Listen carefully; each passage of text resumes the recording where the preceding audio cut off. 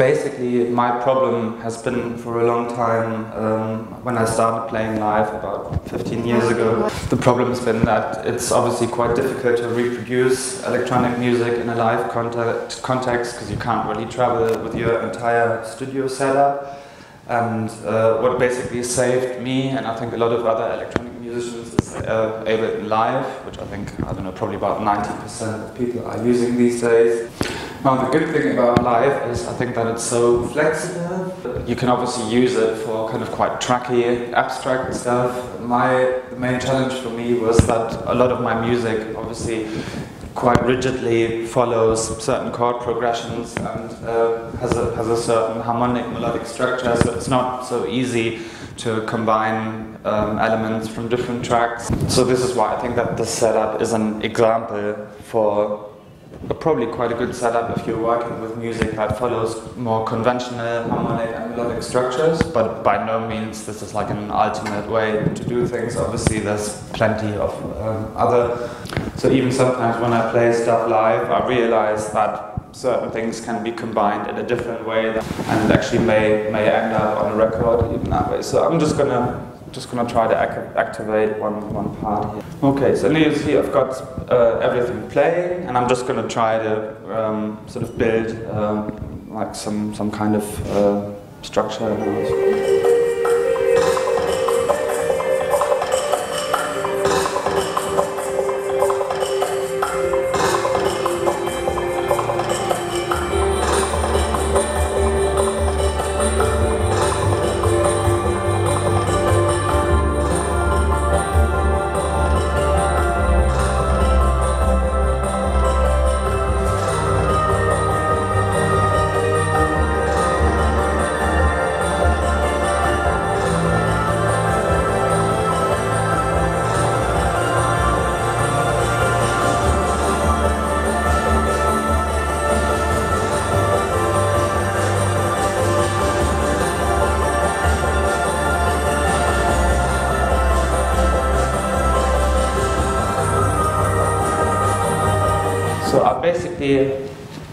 I had a bit of a problem with the song.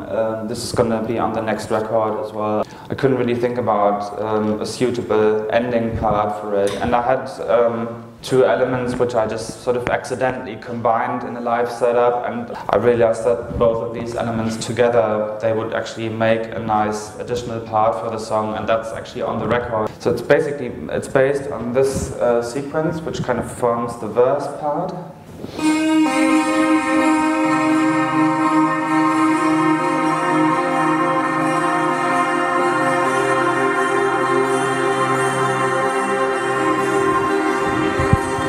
And I had this bass line and backing track for it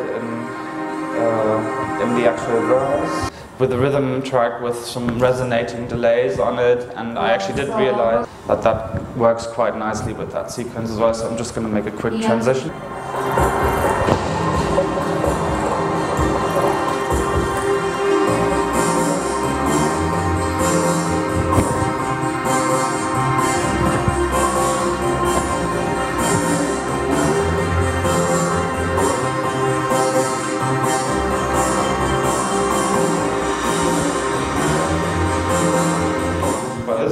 Very computer-based setup, but I think it can't hurt having a bit of hardware with you as well. So I'm using one of my favorite effects units that I'm constantly using in the studio as well, which is this one, the Ensoniq DP4. It's a multi-effects unit with some very nice filters, some very nice modulation effects. Very underrated these days as well, because everyone's switching to plugins, so you can pick up one of those for £100 these days. So, and it works quite nicely on its own if you just feed back the effects. This is just the DP4 now.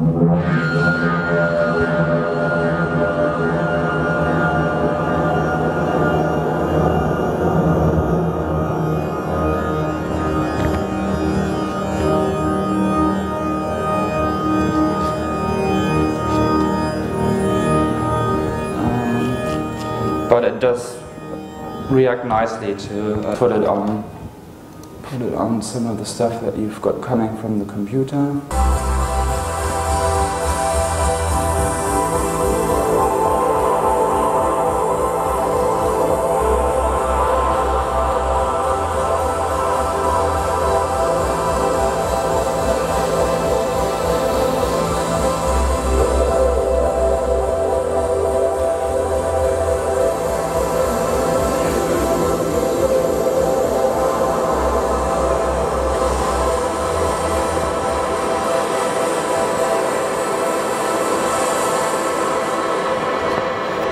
So you see, it's quite good for making sort of quite dynamic transitions if you just want to build something.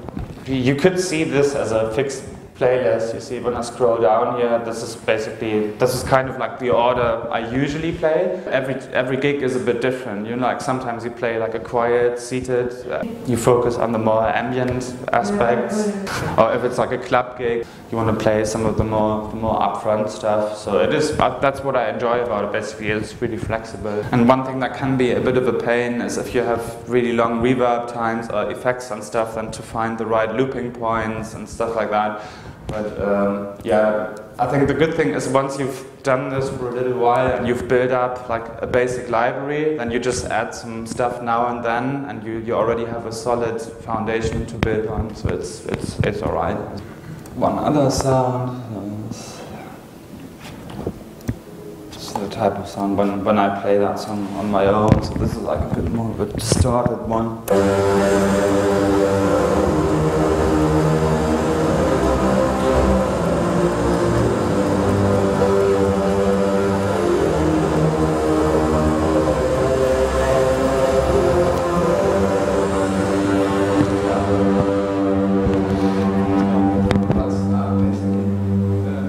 It's one of the few things where I'm not really using synths. I'm basically using the sampler. So what I do quite often is I have like a sine wave and then put that through guitar foot pedal effects because they give like a nice crunch. And to be honest with you, I've got like an Ibanez pedal from the 70s, and I've looked around finding like a plug-in replacement for many years, but I think nothing sounds as nice and crunchy as that pedal. So like sometimes I think it's good to use hardware still, definitely. So this is basically it as like a element with some main synths here, some additional things, some low endy stuff. I've always put like a name here so that I don't lose the overview completely. And then there's like some kind of quite distorted elements in this file. There's a sequence here. Maybe I should just play some of the stuff. Makes it a bit more understandable, I suppose.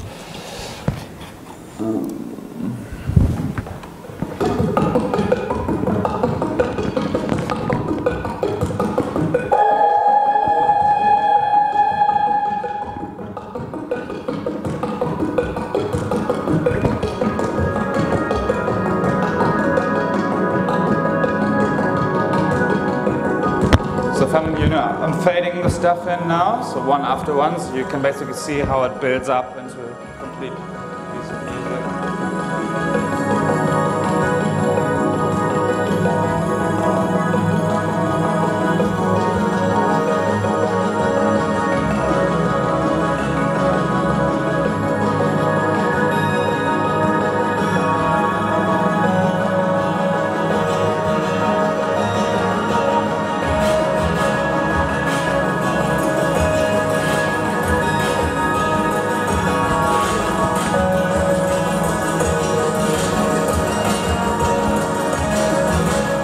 And then what I usually do is I separate it, that I have the harmonic elements on one channel and the beats and bass separately, so that I can give the sound engineer like a more flexible setup to work with.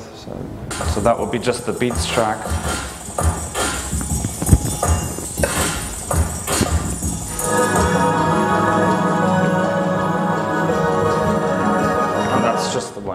And basically this obviously just loops, and then you just have to sort of try to create transitions and put some effects on it and just try to create transitions so that rather than it's just like track by track, you actually get a musical movement within. So that's the idea.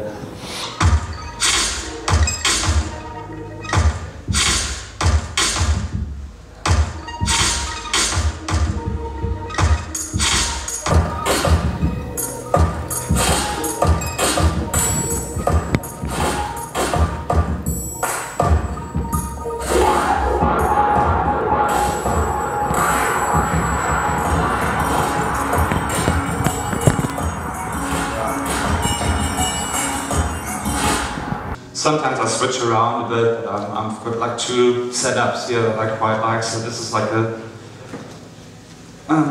an envelope-controlled filter with a bit of distortion and a delay, and the second set with some pitch shifting and delay on it.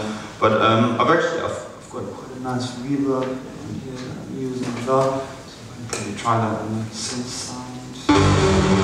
Not that one.